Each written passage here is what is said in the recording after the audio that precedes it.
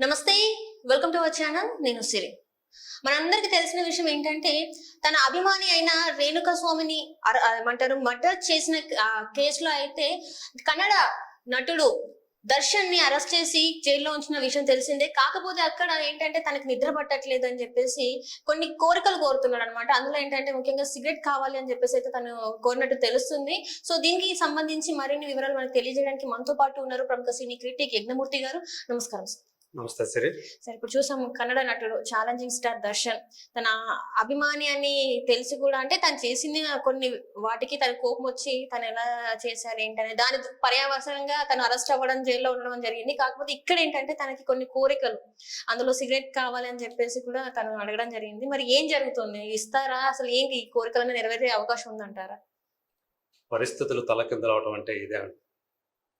అంటే ఒక ఛాలెంజింగ్ స్టార్గా అభిమానులు పిలుచుకున్నటువంటి Kannada star actor Darshan. So ఇవాళ అతను కన్నడ చిత్రసీమలో టాప్ హీరోల్లో ఒకడు. సో రీసెంట్గా కాటేర్ అనే ఒక సినిమా రిలీజ్ అయింది. సలార్ మీదకి పోటీగా రిలీజ్ చేసి హిట్ సాధించాడు. సో అలాంటి హీరో అతను. దానికి ముందు యజమాని అనే సినిమా కూడా ఒక బ్లాక్ బస్టర్ హిట్. అట్లాగే కురుక్షేత్ర అని చెప్పేసి, అది మహాభారతం, ఆ కురుక్షేత్రం సంగ్రామాన్నే ఒక పాన్ ఇండియా ఫిల్మ్గా రిలీజ్ చేశారు. తెలుగులో కూడా ఆ సినిమా రిలీజ్ అయింది. అందులో దుర్యోధనుడిగా యాక్ట్ చేశాడు. అలా కీలకమైనటువంటి పాత్ర మనకు తెలుసు మహాభారతంలో. సో ప్రధానమైనటువంటి విలన్ అంటే అతనే కదా. అలాంటి దర్శన్ ఈరోజు జైల్లో ఆ కటకటాల వెనక చెప్పకూడు తింటూ ఉండటం, రావటం అనేది అంటే తను తీసుకున్న గొంతులో తనే పడ్డాడు కదా, అట్లా చెప్పుకోవాలి.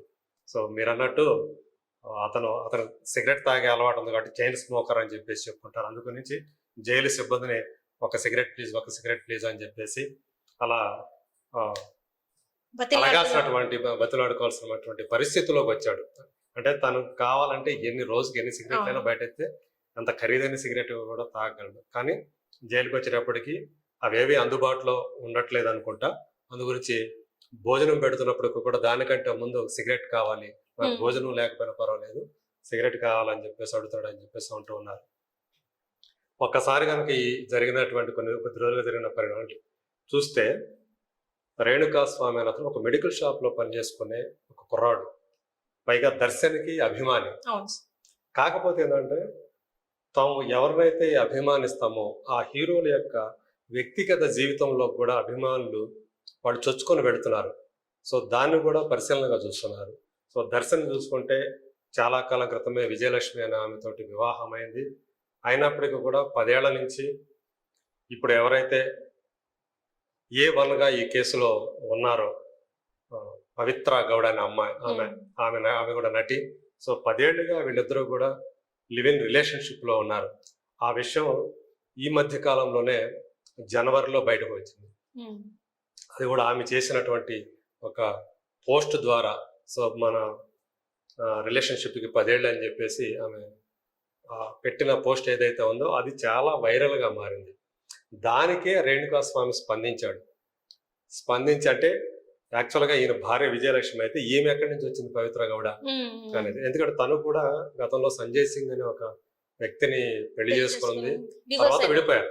ఆ 10 years బ్యాక్నే ఇద్దరు విడిపోయారు. వాళ్ళిద్దరికి ఖుషి అనే ఒక అమ్మాయి కూడా ఉంది. సో ఆ అమ్మాయి బర్త్డే వేడుకలో లాస్ట్ ఇయర్ కూడా సెలబ్రేట్ చేసుకున్నప్పుడు పక్కనే దర్శనం ఉండడం, దాన్ని ఆమె పోస్ట్ చేయటం, దానిపై విజయలక్ష్మి మా ఆయన ఎందుకు పెడతావు నీ పోస్ట్లో, సో మా వ్యక్తిగత జీవితాల్లోకి ఎందుకు వస్తున్నావు అని చెప్పేసి ఆమె దానికి రెస్పాండ్ అయిన విధానం, ఇవన్నీ కూడా చాలా వివాదాస్పదాలు అవుతూ వచ్చినాయి. సో పైగా ఏంటంటే కొంతకాలం క్రితం తను మంగోలియా నుంచి ఒక బాతుని తను ఇంపోర్ట్ చేసుకొని తన ఫామ్ హౌస్లో పెట్టుకున్నాడు. అది కూడా వివాదాస్పదం. యాక్చువల్గా అలా దాన్ని 4 బార్ అంటే ఆ బాతుకి ఏంటంటే తల మీద 4 చార్లు ఉంటాయి అనమాట. 4 బార్ హెడెడ్ గీస్ అంటారు దాన్ని. అంటే అదే స్పెషల్ అయినటువంటి ఒక బాతు. దాన్ని అలా మనం అనుమతి లేకుండా, ప్రభుత్వ అంటే అటవీ శాఖ అనుమతి లేకుండా దాన్ని తీసుకొచ్చి మన ఇళ్లలో పెట్టుకోకూడదు. సో అట్లా ఇలాంటి ప్రవర్తనతోటి అతను చాలా వార్తలోకి ఎక్కాడు. అలాగే విజయలక్ష్మి కూడా ఒకసారి నన్ను కొట్టాడని చెప్పేసి ఆమె అవును కేసు సార్. పెట్టింది. అప్పుడు కూడా అప్పుడు జైల్లో జైల్లో ఉన్నాడు. ఉన్నాడు. తర్వాత ఇద్దరు కోర్టు బయట కాంప్రమైజ్ అవడంతో మళ్ళీ సో బయటకు వచ్చాడు. ఇలాంటి చాలా చాలా ఇన్సిడెంట్స్ ఇతనికి సంబంధించి ఉన్నాయి. ఇప్పుడు ఆ రేణుకా స్వామిని పవిత్ర గౌడకి ఏదో అసభ్యకరమైనటువంటి మెసేజ్ పెట్టాడని, అది ఆమె దర్శన్కి ఆ విషయం తెలియజేసిందని, దాంతో దర్శన్ తన అభిమానుల్ని ఆ ప్రాంతానికి సంబంధించినటువంటి తన ఫ్యాన్ క్లబ్ అధ్యక్షుడికి చెప్పే రఘు అని చెప్పి, రాఘవేంద్ర అలియాస్ రఘు.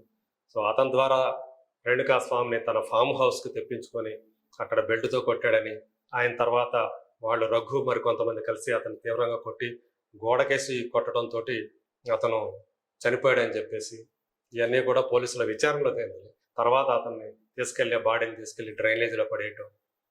సో ఒక భయంకరమైనటువంటి స్థితిలో అతన్ని, అంటే కుక్కలు పీకు తినే పరిస్థితుల్లో ఒక డెలివరీ బాయ్ దాన్ని బాడీని చూడటం. సో ఇంత ఘోరంగా ఒక ఇన్సిడెంట్కి కారణమైనటువంటి దర్శన్, ఇవన్నీ కూడా పోలీసుల దర్యాప్తులో భాగంగా బయటకు వచ్చాయి. సో అయినప్పటికీ కూడా ఇప్పుడు చూసుకుంటే కన్నడ చిత్రసీమ నుంచి ఒక్క రమ్య, మన తెలుగులో కూడా యాక్ట్ చేశారు ఆమె. ఆ రమ్య అంటే పిజ్జా హీరోయిన్ కూడా చెప్పాలి, దివ్య స్పందన అని కూడా అంటాం. ఆమె తప్ప ఇంకెవ్వరూ కూడా, అంటే ఎంతమంది స్టార్స్ లేరు, శివరాజ్ కుమార్ దగ్గర నుంచి, ఉపేందర్ దగ్గర నుంచి, యష్ దగ్గర నుంచి, వీళ్ళెవ్వరూ కూడా ఈ ఇన్సిడెంట్ మీద దర్శన్ గురించి ఒక పల్లెత్తు మాట మాట్లాడలేదు. ఎందుకంటారు? ఎందుకు రెస్పాండ్ అవ్వలేదంటారు? నిజాలు ఏమో బయటకు వస్తాయి నిజంగా. సో అంటే సాధారణంగా తమ యాక్టర్ని, తమలో ఒకరిని కాపాడుకునే ప్రయత్నాలే మొదటి నుంచి కూడా అన్ని చిత్రసీమలు చేసే పని అదే. గతంలో మనం మలయాళ నటుడు దిలీప్ విషయంలో కూడా, భావన దిలీప్ విషయంలో కూడా అదే చూసాం మనం. సో ఇప్పుడు కూడా ఈ విషయంలో కూడా ఇలాంటి ఒక క్రూరమైనటువంటి ఈ చర్య తర్వాత కూడా దర్శన్ని ఎవరు కూడా ఒక మాట అంటానికి సాహసించట్లేదు. సో అలాంటి పరిస్థితులు కన్నడ చిత్రసీమ ఉంది. కాకపోతే ఫ్యాన్స్ ఎవరైతే ఉండారో ఇప్పటికి కూడా తమ హీరో ఇందులో అమాయకుడు, అతను చేయలేదు ఇది అని అతను సపోర్ట్ చేస్తూ పోలీస్ స్టేషన్లకు కూడా వచ్చి, అతను అప్పుడు అరెస్ట్ చేసి పోలీస్ స్టేషన్ తీసుకెళ్తే అక్కడికి వచ్చి అతనికి సపోర్ట్గా నినాదాలు చేయటం, ఇదంతా కూడా అంటే ఈ ఫ్యానిజం అనేది, అభిమానం అనేది హీరోల మీద ఎలా ఉంటుంది, వాళ్ళు తప్పులు చేస్తున్నా కూడా అభిమానులు సపోర్ట్ చేయటం, ఇదంతా కూడా చూసినప్పుడు న్యాయం అనేది ఎక్కడ జరుగుతుంది అనేది కూడా ఒక సమాజంలో వినిపిస్తూ ఉంటుంది. ఏదేమైనా సరే ఎవరు బాధ్యతలు, ఆ బాధ్యతలకి న్యాయం ఖచ్చితంగా జరగాలి. సో అట్లాగే ఈ విషయంలో ఇక్కడ రేణుకా స్వామి బాధితుడు అనే విషయం మనందరికీ తెలుసు. సో అతనికి, అతని కుటుంబానికి సరైనటువంటి న్యాయం జరగాలని చెప్పేసి అందరూ కోరుకుంటారు. అంటే విఘ్నులైన వాళ్ళు ఎవరైనా సరే కోరుకునేది అదే. సో దర్శన్ తన ప్రవర్తన ద్వారా ఇప్పటిదాకా ఎంతగా వివాదాస్పదం అవుతూ వచ్చాడో, ఇప్పుడు ఏకంగా ఒక హత్య కేసులోనే ఇరుక్కున్నాడు. అది కూడా తన అభిమాని హత్య కేసులో. సో ఇది ఎంతైనా సరే ఇది ఆక్షేపణీయం, బాధాకరం కూడా. సో పొద్దున అతనికి, అంటే నిజానికి అతని ఇన్వాల్వ్మెంట్ కనుక ఉంటే కనుక ఎలాంటి రాజకీయాలకి తావు లేకుండా అతనికి శిక్ష పడే తీరాలి. ఒకవేళ అతను నిజంగా నిర్దోషి అయితే వెల్ అండ్ గుడ్. కానీ అలా పోలీసులు కానీ, పోలీసు వ్యవస్థ కానీ, న్యాయ వ్యవస్థ కానీ ఈ విషయంలో నిష్పక్షపాతంగా వ్యవహరించాల్సిన అవసరం ఉంది.